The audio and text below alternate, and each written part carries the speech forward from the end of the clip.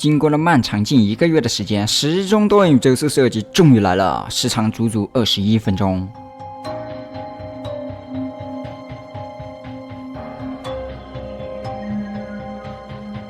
这集充满了神仙斗法尔虞我诈，双笔大战正式开打。女团的铅笔大招启动，手持点对比牌反泰坦，铅笔阵营的实力竟还有所保留。泰坦们集合，整装待发，他们将按照铅笔的计划，利用剩下的资源孤注一掷，发起反击。巅峰赛打响，3顶级时钟正面较量，未来时钟竟不是时钟力量的源泉，仅是邪恶时钟的一部分，这简直非常疯狂。监控战机护航铅笔直升机抵达老机战车，传送门打开，泰坦到。女团的铅笔再度画画 ，N 个泰坦齐出，大战一触即发。Hey guys，peace here， 欢迎收看我的频道。等待了这么久，终于看到了时钟宇宙第2场的剧集的发布。第一场是39集的32分钟，由于本集的时长太长，迫于篇幅和精力有限，我将对本集的内容拆分来说，分为3个部分来分别讲述3大情节，并在过程中减少废话，细节上有详有略，过于直观的内容不再过多阐述，请跟上我的步伐，与我一起重新回顾本集，为尽可的盘点解析理论其中细节，看清简介。视频内容难保有受过度解读猜测，请理性看待问题并积极参与讨论。在正式开之前，希望大家可以给我这个小小的赞。前情回顾直接省略，开篇就是一堆克隆机正在巡逻，女团的铅笔后翻滚入境，停下来后立刻发射肩部铅笔飞弹，接着就是点对比牌反泰坦出现。从开篇的克隆队巡逻和贴切41集情节后续可以得知，这个故事应该是发生在监控基地毁灭之前。此时的老机战车应该还在不远处，而点对比之所以可以操控反泰坦在这里，是因为它可以同时控制自己的本体和反泰坦。这点在上个特辑中说过了，就不重复了。我们继续，反泰坦纵身一跃，掏出泰坦监控脉冲炮射击，这是他的能力之一，可以复制武器充实自己的攻击手段。女泰坦铅笔张开此前曾应对他的钻头使用过的网状屏障，挡住了这一击。随后反泰坦落下，左手换货为动能锤，猛地向女泰坦的铅笔砸去，但他内心毫无不安，心如止水。侧身一闪的同时，铅笔突刺拔地而起，一击中地，直接击穿。但我们都知道反泰坦的躯体异常强大，自带自愈的被动技能，曾经还给他的电视、他的监控打了不少麻烦。女泰坦铅笔自然也不会不知道，顿时飞身而起，气场展开，4根巨大的铅笔头瞄准反泰坦。见状，反泰坦身形一闪，2步当4步，极致身法悉数闪避了到来的铅笔头，在脚尖点地，纵身一甩，尾巴伸出缠绕，随后将女泰的铅笔扔在了地上，打断了远程输出。反泰坦将要触发斩杀动画，由于尾巴依然在按着女泰的铅笔，无法动弹，他打算左手幻化橡皮擦来应对这一击，但这个需要时间，加之反泰坦没给他机会，右手幻化着他的电视武器斩断了橡皮擦，导致幻化失败。见身拳在握，低鸣一声，反泰坦举刀逼近，却迟迟不出手，似是嘲弄，似是在炫耀自己的强大。我想比起击杀，他更想要征服女铅笔泰坦，但他将会错失这最近的一步。女泰的铅笔核心开始旋转，这次反泰坦闪避不及，硬吃了这一击。趁此空隙下，女泰的铅笔得以脱离魔掌，随后就是你一下我一下回合制攻击。战斗的最终奥义永远是近身肉搏。女泰的铅笔节节后退，屏障破裂，不过在破裂后，他快速幻化出了橡皮擦，快速一划，最终卸掉了反泰坦的动能锤，在后撤步退开，拉扯距离。虽说动能锤没了，但反泰坦本身就拥有极强的战胜能力，加之操控者也是同属铅笔阵营的点对比，所以这个能力只会更强而不会减弱。他很快便再度幻化，一壶的画瓢橡皮擦也出现在了他的手中。退开的女泰的铅笔再度展开气场，背后依次出现了2根巨大的铅笔头、2架战机和4枚飞弹。虽说有点穿模，但不影响观看。大手一挥，悉数朝着目标疾驰而去。反泰坦意识不惧扬叉而上，这些到来的飞行物终是被橡皮擦克制，难免被敏捷属性点满的反泰坦抹出的后果。双方本质上隶属同个阵营，能力上也大同小异，哪怕残损也能通过自身的能力再度修复。一时间打的是有来有回，难分伯仲。但反泰坦有个惊人的复制能力，他拥有更多元化的攻击手段，这波他的音响的飞爪也给用上了，成功控住了女泰坦铅笔。但反泰坦没有趁势触发尾炮斩杀动画，反而是怜香惜玉般的开始游说起来。这点 Dom 在之前已经透露过，点对比会尝试说服女铅笔泰坦的加入，现在得到了证实。虽说如此，但点对比怕是又要错过最佳的斩杀线了。俗话说反派死于话多，在这个斩线的另漓尽致。反特特上来就问候他的铝铅笔看起来不一样了 Gassy， 随后将铝特的铅笔丢在了地上。由此我们可以得知铝特的铅笔的名字应该是 Gassy， 但也不排除是笔名。之前的删减片段中曾提到过笔友，用的是系，说明是个女性单位，而铅笔阵营位上好像就铝特的铅笔一个符合，且这个名字似乎没有对外熟知，所以这里 C 喷一开口就被铝特的铅笔认出。这样来想的话，就有这样的可能。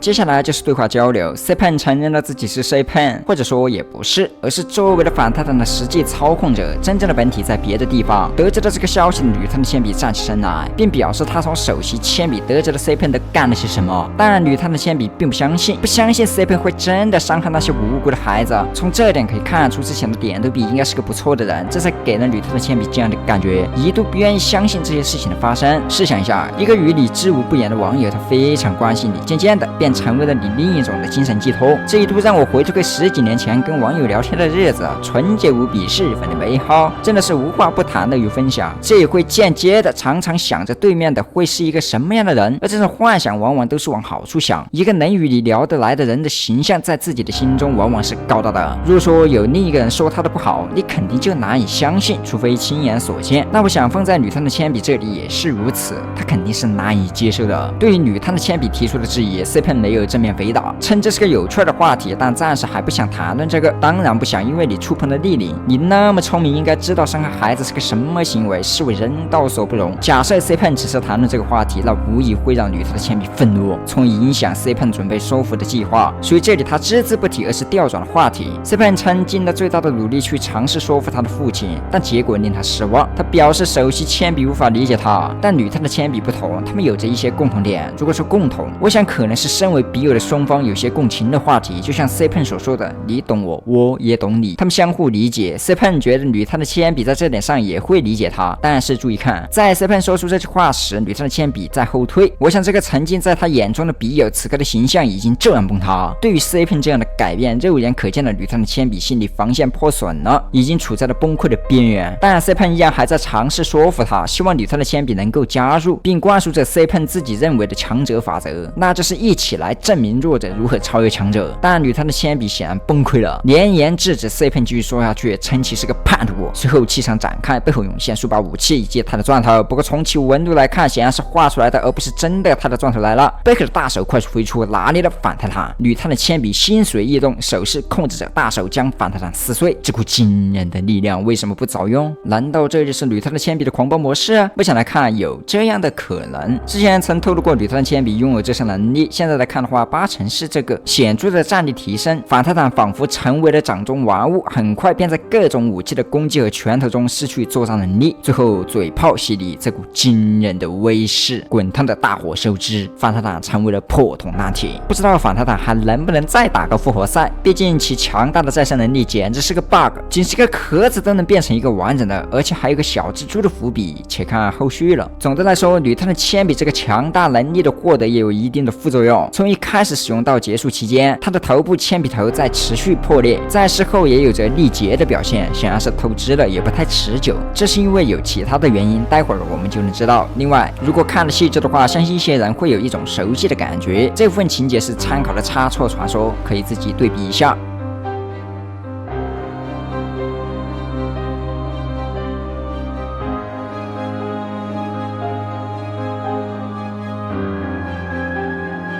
这不能说一致，只能说一模一样。可能家们也很喜欢这部动画。我们继续，女汤的铅笔法力将要失足，这时黑暗暴气声传来，他的电视一把薅住，但正直的他的电视并没有开口说需要帮助吗，女士，而是说需要卷笔刀吗？ Get！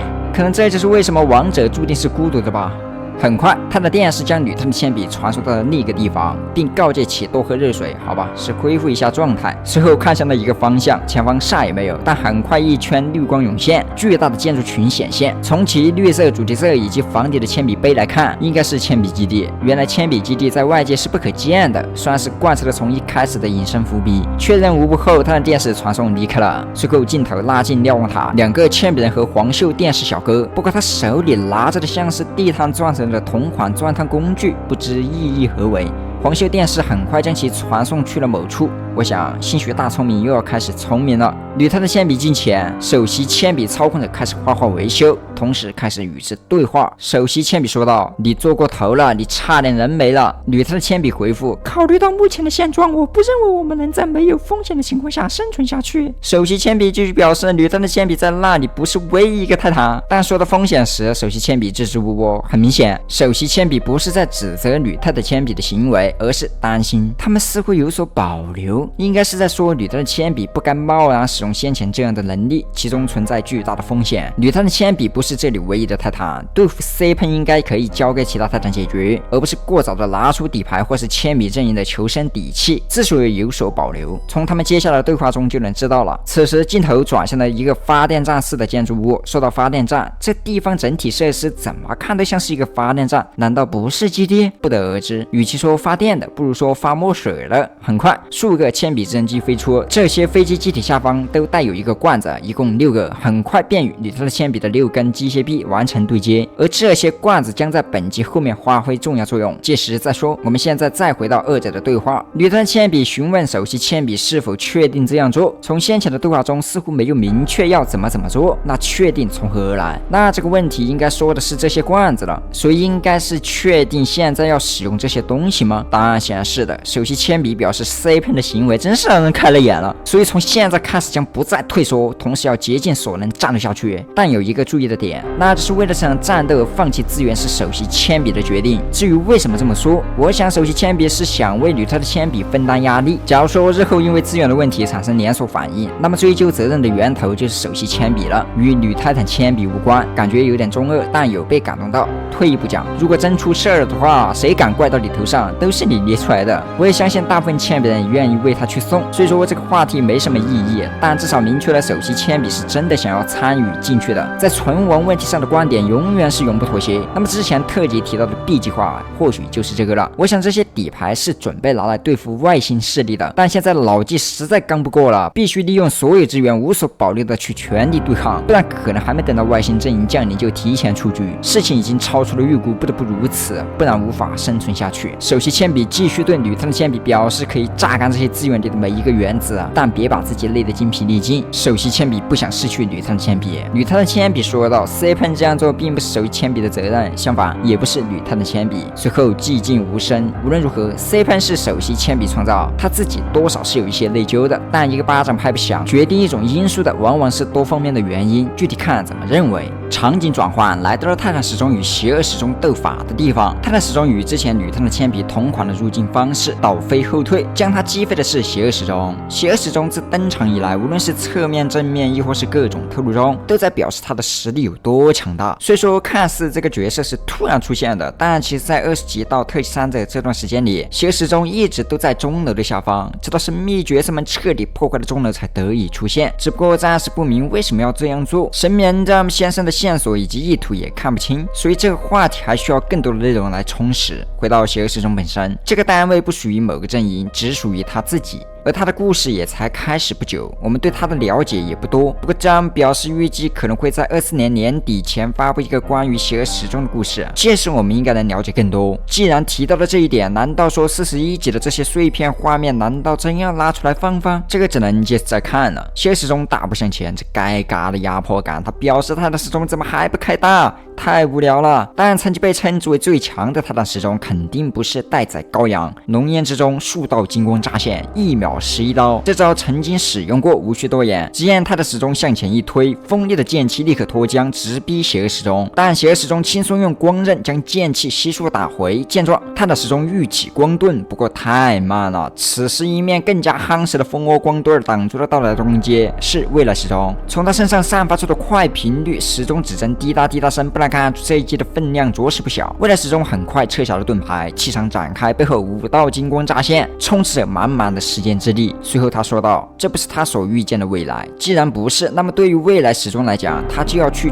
除一切风险，从而保护更多的时钟人，毕竟这也是他来到这个时间线的目的。现在这个时间线出现了问题，自然也就要去修复。他很快双手掐诀，灵力涌现，金光一闪，5个巨大的金色圆环在他的面前展开。注意看，这个男人叫小屁！未来时钟的背后有5道金光，以及现在所使出的5环能量波。由此我有一个结论，在之前我们得知的时间之力有着不同的阶别，而未来时钟拥有5种阶别，正好对上了此时的5道纹路。如果是这样的话，那么这就非常的细节。好家伙，真的玄幻起来了！科技求现是吧？展示境界是吧？不枉我有一堆的形容词，但纵使它的特效华丽，而他的对手是一个拥有10种不同界别的邪恶时钟，等级算是碾压了。这一击下去，毫无意外的被一刃斩掉。未来时钟化身超人直奔邪恶时钟，邪恶时钟则是从背后飞出2根巨型指针，很快便用针柄困住了未来时钟，导致无法动弹。见状，邪恶时钟俯视未来时钟，既见未来，为何不败？未来时钟太自信了，因为他觉得自己是所有时钟力量的源泉，在玩时间上哪有人出其左右？不过他的对手是一个未知的存在，等级压制太大了。纵使如此，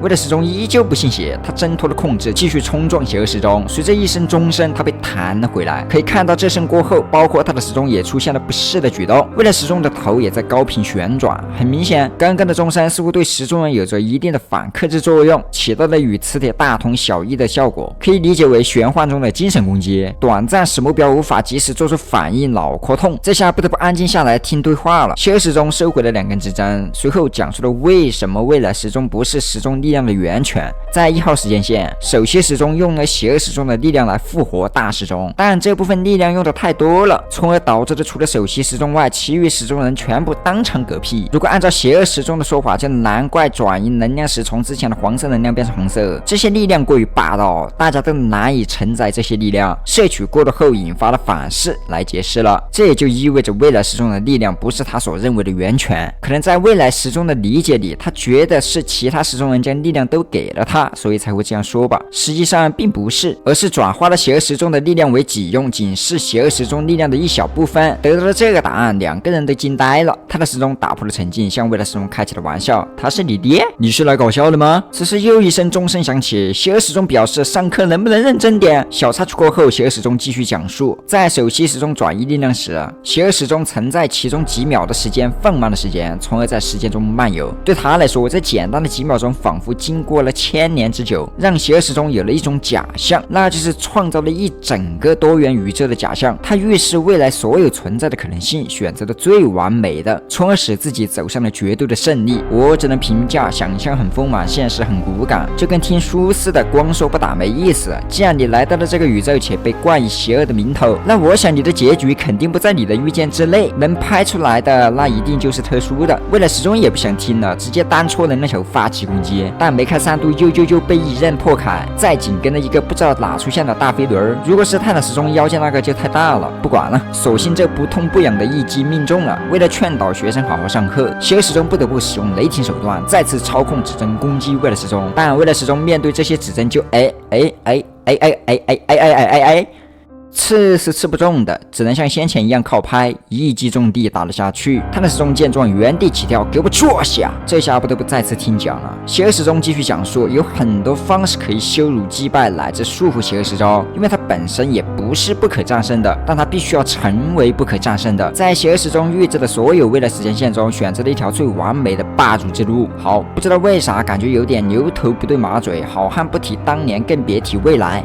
这里可以提一下邪恶时钟的原声，在这个音乐视频中有几个片段可能存在关联，过度的小看一下。一开始看起来是邪恶时钟的大脸盘子黑洞，视角放大后，一堆新脸组合之后变成了出版的邪恶时钟。为什么这么说？看盔甲可以对比与现在的邪恶时钟是差不多的，所以这有可能是当时的泰坦时钟。右下方是首席时钟，看起来像是首席时钟通过了某种方式将这个版本的泰坦时钟困住了，它的背后有着4只手臂虚影牢牢将其按住。那么这里可能是这时候的泰坦时钟，首席时钟能制住泰坦时钟应该是可以的。在整个系列中，这样表示首席时钟算是3大强者之一。那为什么要制住这时候的泰坦时钟呢？我想可能是因为力量太强导致失控，或者心性出现了问题，可能过于执着成为最强，也就是之前所言的不可战胜那样的存在。所以为了控制这样的局面，首席时钟才会使用这样的强制手段来将其制住，也对上了为什么他被封印在了钟楼脚下。但随着时间的推移，来到了现在，代，钟楼被破坏，他重获自由，这些仅为过度解读。邪恶时钟为了证明自己的强大，表示泰坦时钟你大可来试试，直接开大来试试。既然都这么说了，泰坦时钟表示你自找的。随后响指一弹，第一鸣剑奏，动力拉满，空间变化，以剑入战，以战入境，一斩两断，两斩三断，凌空一闪，起跳蓄势，裁决圣剑，煌煌天威，以剑引之。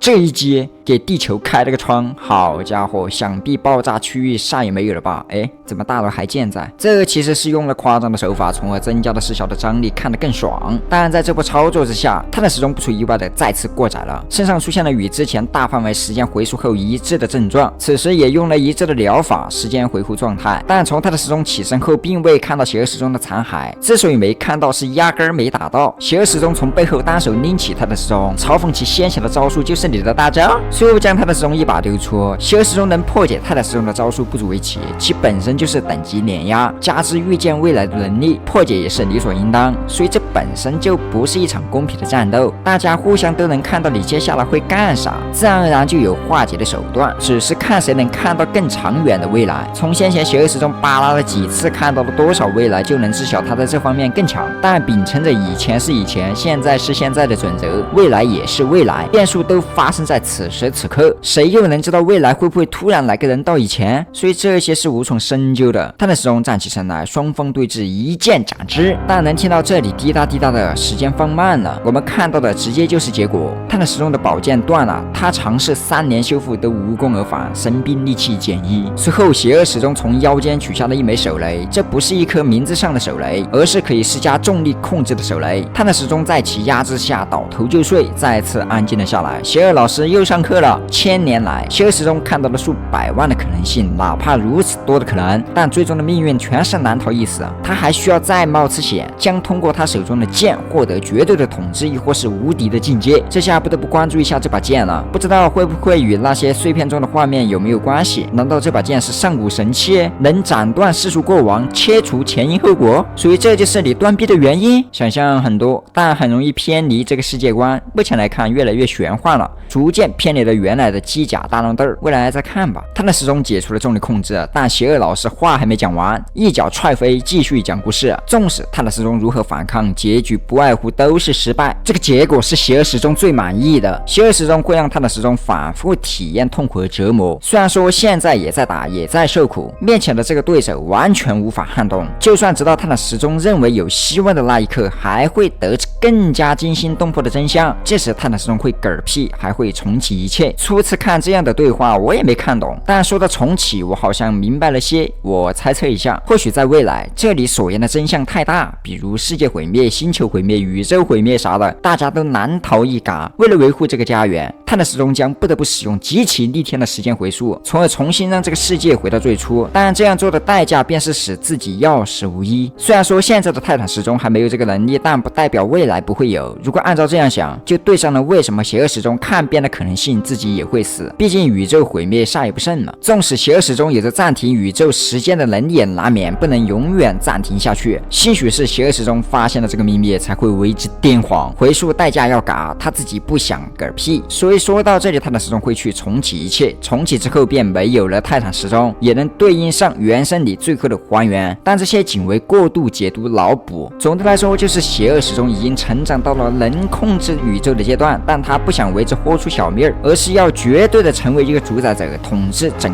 个多元宇宙。可以说付出是没有的，野心是不小的，但结局我想这样不会如他所愿的。随后未来时钟睡醒了，武道金光展开，背后出现了一只金色虚影大手，紧接着邪恶时钟背后传送门亮起，虚影大手将其推了进去，未来时钟紧跟而上。之前这样的传送通道也出现过，可以穿梭在各个多元宇宙。那么此刻他们可能是去到了别的宇宙，不然不用多此一举。他的时钟捡起残存的宝剑，扫了一眼废墟之后也跟了上去。不知道过了多久，来到了一个看起来与先前战场废墟差不多的地方，应该是同个位置。出现了一个女性单位的角色，这个角色名叫艾莎，是另一个多元宇宙的大时钟单位。在未来的43集中可以了解到更多关于她的内容。她现在正在与一个名为13代号洞99的人通话。艾莎将所见的情况告知了电话的另一头，这里的情况并不好，多元宇宙的秘密之战已经开始，邪恶时钟被释放出来了。得知了这个消息的另一头立刻放下了手中的游戏机，并称将会带一些其他人过来。那么这么说来，这个地方应该就是主时间线了。不久前才刚经历的战斗，现在别的宇宙的大师终究通过了某种手段穿梭了过来。显然，关注这件事的还有其他宇宙，他们依然惧怕了这个未知的隐患。那这下又要热闹了，毕竟神秘角色们都还没说清，这又要来一堆人。不得不说，在新角色这方面，他们保持着一贯特色。短暂过程后，艾莎离开了这个地方。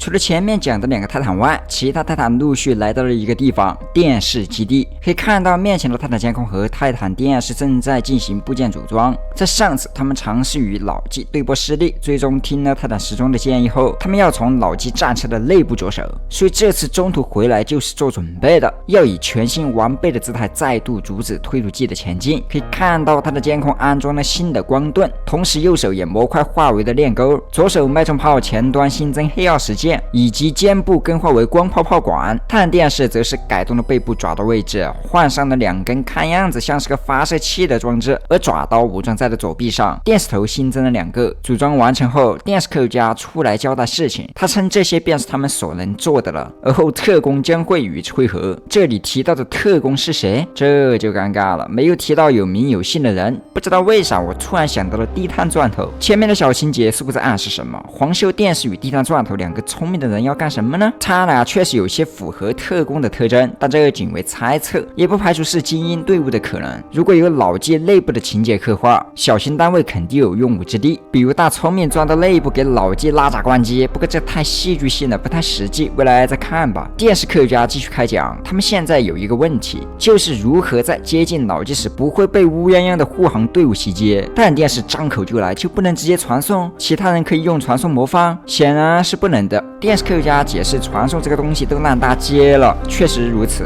而且很早就烂大街了。稍微有一定强度的战士们几乎都配备了这个能力，既然都能使用，那可能也有着克制电视传送的手段。之前问答也提到了个这样类似的话题，老纪做好了准备来应对各项的可能，那么要确保万无一失，就不能去赌。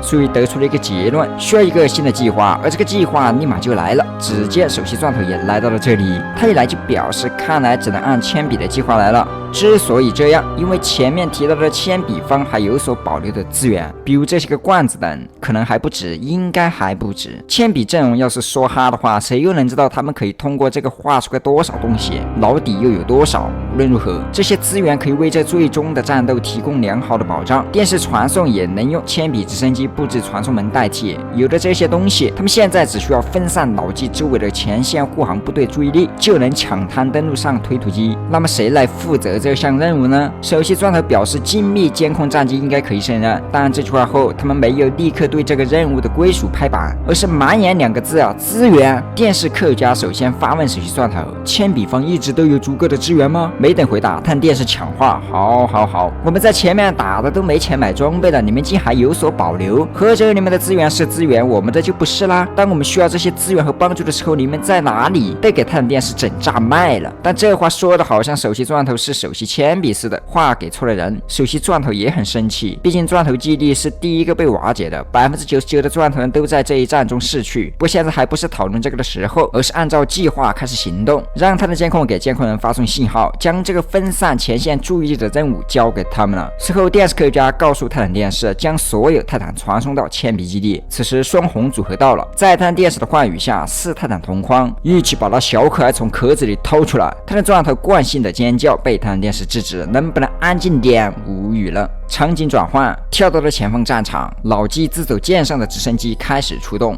舰载炮也在齐射，不远处8架战机正在靠近，他们是英勇的，因为踏上这条路便没有了可回头的余地。为首的是监控士官长戴帽监控哥，他指挥着机群袭扰老纪的护航战线，从而在其中破开口子，分散注意力。接下来就是一些紧张刺激的空战情节，基本没有什么好说的，感觉 Jump 在视效方面有了极大的提升，整段看下来给我的个人感觉就是爽。虽然我喜欢的是客机，模拟飞行也玩了上千个小时，但战斗机集体作战依然让人爱不释手。